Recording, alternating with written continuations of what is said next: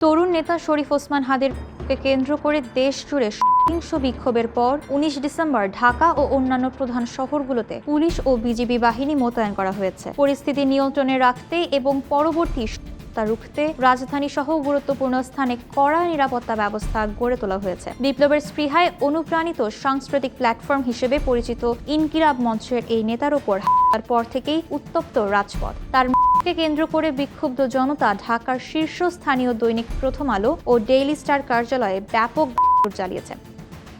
শেখ হাসিনা সরকার ছাত্র আন্দোলনে সক্রিয় ভূমিকা রাখা হাদির বিচার চেয়ে বিক্ষোভকারীরা স্লোগান দিচ্ছেন। ভারতের কট্টর সমালোচক হিসেবে পরিচিত ইনকিলাব মঞ্চের ৩২ বছর বয়সী এই মুখপাত্র আসন্ন জাতীয় নির্বাচনে প্রার্থী ছিলেন। ১২ ডিসেম্বর নির্বাচনী প্রচারণার সময় মুখোশধারী সন্ত্রাসীদের মাথায় পান তিনি। সিঙ্গাপুরে ৬ দিন লাইফ সাপোর্টে থাকার পর তিনি মৃত্যুবরণ করেন। তার মৃত্যুকে কেন্দ্র করে জাতীয় নির্বাচনের আগে নতুন করে অস্থিরতার আশঙ্কা দেখা দিয়েছে।